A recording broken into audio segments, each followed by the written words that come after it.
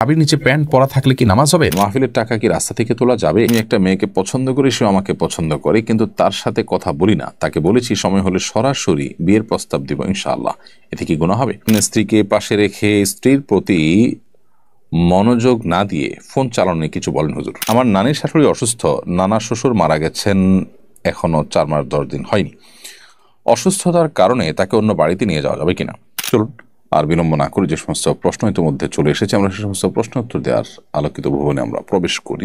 সাইদুল সাইদ আপনি লিখেছেন, আমার নানির শাশুড়ি অসুস্থ, নানা শ্বশুর মারা গেছেন, এখনো 4 মাস 10 দিন হয়নি। অসুস্থতার কারণে তাকে অন্য বাড়িতে নিয়ে যাওয়া যাবে কিনা?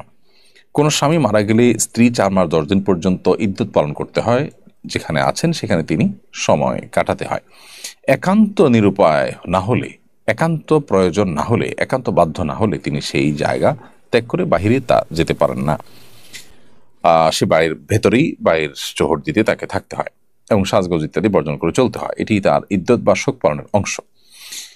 এখন যিনি এই শোক পালন করছেন, আপনার নানি, তিনি নিজে যদি অসুস্থ হয়ে যান, তাহলে সেক্ষেত্রে তার চিকিৎসার প্রয়োজনে কিংবা তিনি সুস্থ থাকতে পারেন সেরকম পরিবেশে নেওয়ার প্রয়োজনে যদি সেই জায়গাটা ত্যাগ করতে হয়, সেটি জায়েজ হবে, সেটি না জায়েজ হবে না।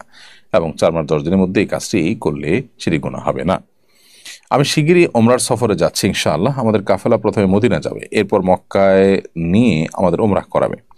এমনটা করে যাবে কিনা? ওমরা পালনে প্রথমে মক্কায় যেতে হবে এমন কোনো শর্ত আছে কিনা? উত্তর হলো না। ওমরা পালনে প্রথমে মক্কায় যেতে হবে এমন কোনো শর্ত নেই। আপনি মদিনায় গেলেন, মদিনা থেকে আসার পথে মিকাত থেকে নিয়ত করে এহরাম বেঁধে তারপর আপনি ওমরা করেন, সেটি করতে পারবেন।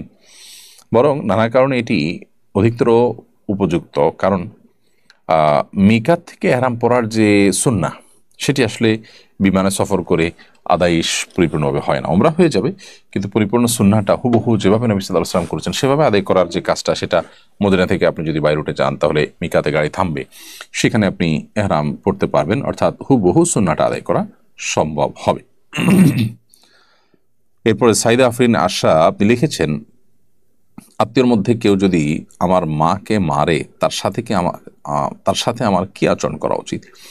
আপনার মাকে যদি কেউ আঘাত করেন, অথচ তিনি আপনার রক্ত সম্পর্কে আত্মীয়, তো আপনার মায়ের প্রতি তিনি জুলুম করলে, অবিচার করলে, আপনি সাধ্য অনুযায়ী সেটা প্রতিহত করবার চেষ্টা করবেন। কিন্তু সেটা প্রতিহত করতে গিয়ে আপনি নিজে যদি অন্যায় লিপ্ত হয়ে যান, তাহলে সেটা কিন্তু জায়েজ হবে না। সেক্ষেত্রে আপনার মাকে সেভ করার চেষ্টা করলেন, কিন্তু প্রতিহত করার চেষ্টা আপনি করতে যাবেন না। ধরা যাক বাবা এই কাজটি করছেন, তাহলে এখন বাবাকে প্রতিহত করতে গিয়ে যদি আপনি বাবার প্রতি সন্তান হিসাবে অন্যায় করতে হয়, অন্যায় আচরণ করতে হয়, তাহলে সেটা কিন্তু আপনার জন্য জায়েজ হবে না। কারণ একটি অন্যায়কে বন্ধ করতে গিয়ে, রোধ করতে গিয়ে আরেকটি অন্যায়ের সৃষ্টি করা যাবে না। সো আপনি আপনার মাকে সেভ করার চেষ্টা করবেন সর্বাবস্থায়, এটা ঠিক আছে। আর আপনার আত্মীয় আপনার মায়ের প্রতি অবিচার করছেন, এই অবস্থায় তার হাত ধরে তাকে থামিয়ে দেওয়া, সেই অধিকার আপনার আছে, এবং তাকে যথাযথভাবে বিচারের মুখোমুখি করা, তার শাস্তি নিশ্চিত করার উদ্যোগ নেওয়া, এগুলো আপনি করতে পারেন। কিন্তু আইন হাতে তুলে নিয়ে আপনি যদি সীমা ছাড়িয়ে যান, তাহলে সেক্ষেত্রে সেটা কিন্তু গুনাহ হবে। মায়ের প্রতি ভক্তি বা অতি ভালোবাসার কারণে, সহজাত যে ভালোবাসা, সেটার কারণে আপনি যদি তার প্রতি অবিচার করে বসেন আপনার নিজের জ্ঞাতসারে কিংবা অজ্ঞাতসারে, তাহলে সেটা কিন্তু নাজায়েজ হবে এবং গুনাহের বিষয় হবে। আল্লাহ রাব্বুল আলামিন বলেছেন, ফাইন আকাবতুম ফাআকিবু বিমিসলি মা আকিবতুম বিহি, যদি তুমি কাউকে কোনো তার অন্যায়ের কারণে শাস্তি দিতে চাও, তাহলে যতটুকুই তুমি জুলুমের শিকার হয়েছে ততটুকুই তাকে প্রায়শ্চিত্ত করাতে পারো, অর্থাৎ পরিমাণটা যেন বেড়ে না যায়। আর ওয়ালাইন সাবার, তোমার যদি তুমি ধৈর্য ধারণ করতে পারো, আল্লাহ বলছেন লাহু খায়রুল সাবিরিন, তাহলে ধৈর্যধারীদের জন্য সেটা সবচেয়ে উত্তম। কারণ তুমি প্রতিশোধ নিয়ে যা অর্জন করতে পারবে, সবর করে তার চেয়ে বেশি অ্যাচিভমেন্ট তোমার হবে। অতএব সবরকে তোমার অগ্রাধিকার দেওয়া উচিত। এমরিত তানভীর মাহতাব সাজিদ আপনি লিখেছেন, মাহফিলের টাকা কি রাস্তা থেকে তোলা যাবে?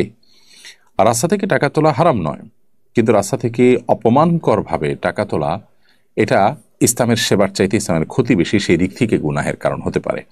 আর যদি রাস্তায় টাকা তোলার ব্যাপারটা হয়ে যায় আজকাল জোরপূর্বক চাঁদাবাজির মতো, অনেকটা রশি ধরে গাড়ির গতি থামিয়ে অনেকটা লজ্জায় ফেলে মানুষকে যদি সিচুয়েশন ক্রিয়েট করে যদি তার কাছ থেকে টাকা আদায় করা হয়, তাহলে সেটা নাজায়েজ হবে।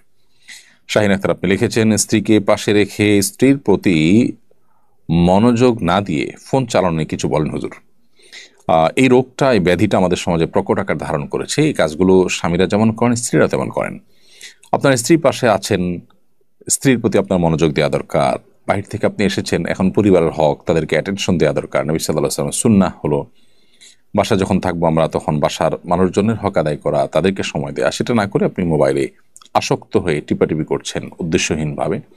এটি অবশ্যই আপনার পরিবারের প্রতি আপনার অবহেলা, অমনোযোগিতা এবং দায়িত্বজ্ঞানহীনতা, যেটি কোরআন যে আল্লাহ নির্দেশ করেছেন ওয়াশিরুহুন্না বিল মারুফ, তোমরা তোমাদের স্ত্রীদের সাথে সুন্দরভাবে দিনাতিপাত করো, যথাযথভাবে দিনাতিপাত করো, এটি তার বিপরীত, যার কারণে একজন আদর্শ মুসলমান এটি করতে পারেন না।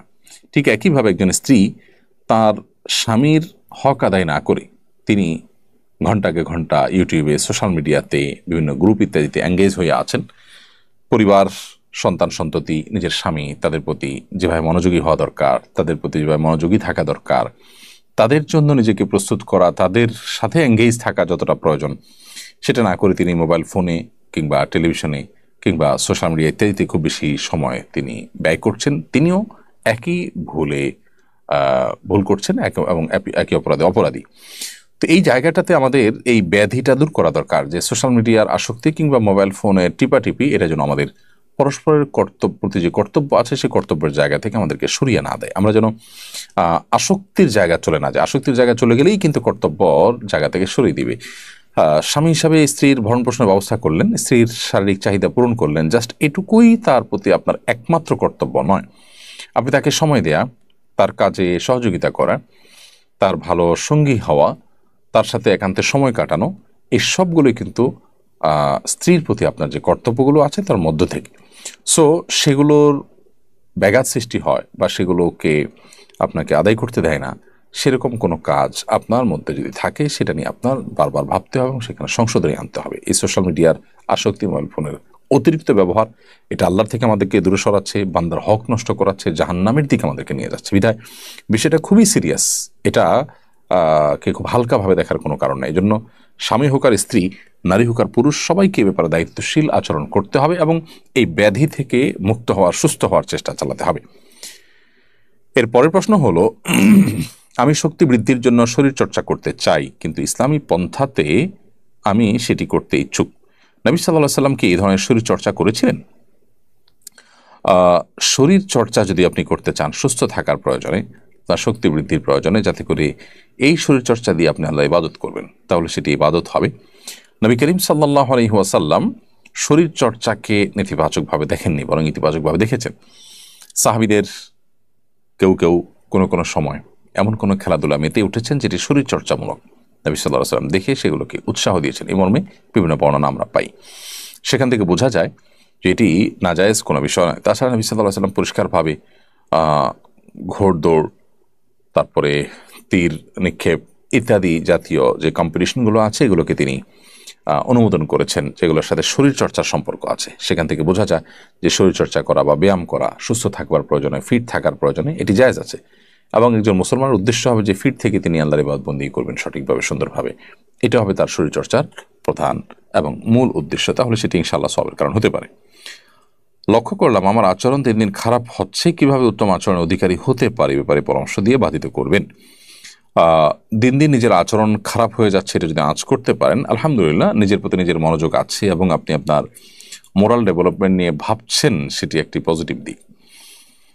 এখন কথা হলো যে কিভাবে আপনি এটা ডেভেলপ করবেন। উত্তর হলো যে কোনো খারাপ মানুষের, খারাপ পরিবেশে পালায় পড়লে নানা কারণে মানুষের অ্যাটিটিউডের মধ্যে পরিবর্তন আসে। আপনি যদি এই মুহূর্তে কোনো ভালো, সৎ, নেককার, আল্লাহভীরু, মুত্তাকি মানুষের সংস্রব এবং সান্নিধ্য এটাকে গ্রহণ করেন, তাহলে আশা করা যায় আপনার ভিতরে পজিটিভ পরিবর্তন হতে থাকবে। এবং সেই সাথে আল্লাহ সুবহানাহু ওয়া তাআলার কাছে একটি দোয়া আপনি করবেন, যেটি আবু দাউদ তিরমিজিতে বর্ণিত হয়েছে। নবী করিম সাল্লাল্লাহু আলাইহি ওয়াসাল্লাম আল্লাহর কাছে দোয়া করতেন, আল্লাহুম্মা হাদিনি লি আহসানিল আখলাক ওয়া লা ইয়াহদি লি আহসানিহা ইল্লা আনত। আল্লাহ আমাকে সুন্দর আখলাকের পথে আপনি পরিচালিত করুন, আপনি ছাড়া কেউ সুন্দর আখলাকের পথে পরিচালিত করতে পারবে না। ওয়াসরিফ আন্নি সাইয়্যাহা ওয়া লা ইয়াসরিফ আন্নি সাইয়্যাহা ইল্লা আনত। আর আমার বদাখলাক আপনি দূর করে দিন, কারণ বদাখলাক আপনি ছাড়া কেউ আসলে দূর করতে পারবে না।